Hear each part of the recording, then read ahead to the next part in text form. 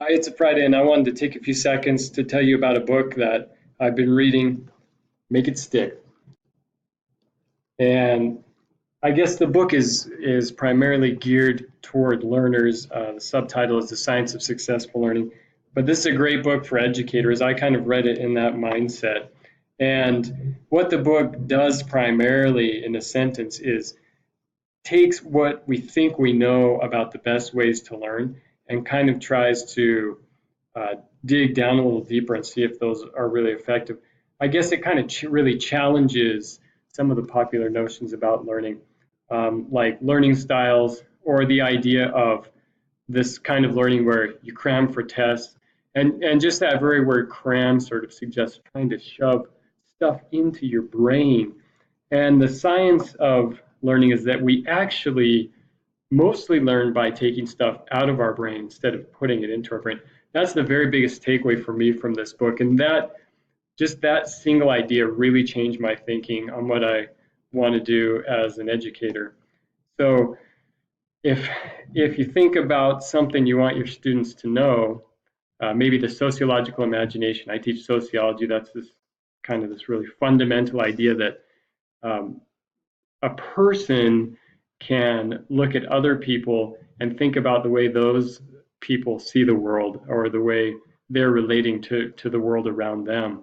So you kind of suspend your own perspective and think about relationships that other people have with people around them and the world around them. So if I wanted people to learn this principle, I could have them, what are some of the traditional things you might do? I could have them write a report on it, study out some of the key concepts, maybe take a test where there are scenarios and ask which one of these represents the sociological imagination. And those things could be good and could be somewhat effective. But in a lot of ways, those activities kind of encourage putting stuff into their brains. And the taking out piece is kind of this really quick thing, like taking a multiple choice test. They sit there, they think about it, and they write something down.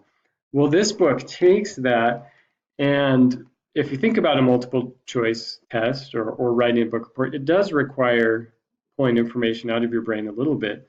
But this book talks about some ways to really make that more the focus. And one of the things it talks about is mixing it up. And for years when I was teaching research methods, I had this method that I called build and repeat. And it was the idea that I sort of took at the before starting the class, I had these major concepts that I had identified.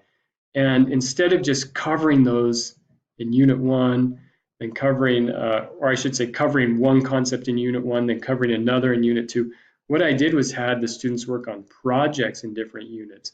And then I sort of threaded those different concepts throughout, not in the sense that they would be memorizing them or regurgitating them on tests, but they would have to access those things over and over again across time and in different circumstances. And this book describes things like that. So the best way to learn is retrieving, which does happen a little bit on tests, which does happen writing book reports or something. But if you sort of spread that retrieval out across the semester and in different circumstances and in ways that are unfamiliar, it's kind of like giving your brain a workout because you have to really work to kind of say, oh man, we moved on from that. And my brain had wanted to forget it. But now I need to send a message to my brain that no, it needs to stick around because it's not just something that I'm going to learn, retrieve, and be done with. It's something that I'm going to be coming back to. So this signals to the brain that it needs to be filed away in a way that's efficient to get back to it later on. And so that makes it stick. This makes the learning stay with the students on a longer term basis. So there's that. And something that really resonated with me about this book was that I learned Spanish as a young person, and I learned it very quickly. Part of that's because I was a young person, but part of it's because I didn't sit in Spanish classes and memorize the words and then take the test and then move on to the next set of words, which is kind of how my Spanish class worked, to be honest with you. But I took those words outside of the classroom and in different circumstances, and I tried to use them. I tried to hear them. I tried to read them on shampoo bottles that had the Spanish movies that had Spanish subtitles. And so I tried to retrieve those words wherever I could and wherever I was. And I remember sometimes I would even think like, oh, I don't remember how you say and in Spanish. And in the classroom, it had been really easy to learn. And is E. It's just the letter Y. Okay, that's easy. Got it on the test, no problem. But as I found that as I went about my life and when I tried to retrieve those in as many different situations as possible, it wasn't as permanent in my brain as I had thought. And some of the later chapters in this book actually get to that, which is sort of this idea that some of the current traditional thinking in education masks learning or makes us think that we've learned. So I memorized that in this classroom and I got it right on the test, so I must be good. When in fact, if you were to try that concept out somewhere else, maybe you wouldn't know it. So as a teacher, it's really inspired me to say, hey, maybe I'm going to take a concept. I've already done some of this interweaving, they call it, bringing these concepts up throughout the course in different circumstances and stuff. But it really occurred to me how much I can take a single concept that's very important and try. So instead of just like stringing this throughout the course, really try and see if I can have students recall that information in as many different circumstances as possible. And I teach in a team-based learning format, so I expect that it'll be really conducive to that. And I'm really excited to try out a bunch of things that way. So if I just left one final thing before my wrap up, my final thoughts on this book, it would be this concept built into here that goes along with everything I've been talking about, which is embracing challenges or difficulties. And since I've read the book, I've really worked on that with my students, being very transparent about that. And I said, hey, I hope this class isn't hard, at least so hard that it makes you cry, it makes you feel discouraged, makes you feel like giving up. It makes you question your skills and abilities as a student. I hope it's not that. But I also hope that this class isn't easy. That would be terrible, wouldn't it? And the students are kind of like, no, that'd be pretty good, actually. And then we have this little conversation like, think about anything you've done where you've grown, either in strength or maybe a new skill. There was a time when it was challenging.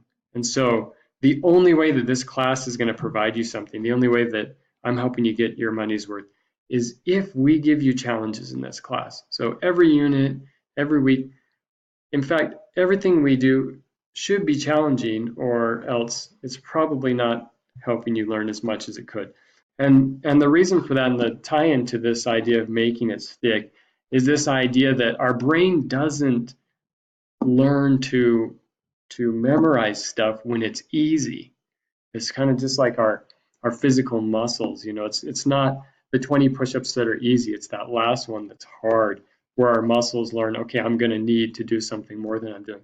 And the brain's kind of the same way. These are my words, not necessarily the author's, but when things are easy to recall, easy to do, easy to use the information, our brain's not getting that workout, and it's not realizing, that's probably a little bit anthropomorphic, but our brain is not realizing, hey, I need to really step up and have greater capacity for remembering these things. So having that challenge is really beneficial to learning. And in fact, after reading this book, I feel like challenge is absolutely essential, and that I could be very direct and transparent with my students and saying, hey, I do want you to be challenged because I know it's going to be tough while you're in the moment there, but that's what's going to help you really remember this stuff long term. My final thoughts on the book: Make It Stick, great read. I do recommend it. It changed my thinking, especially on this one point that I started off at the beginning, and I want to come back to that.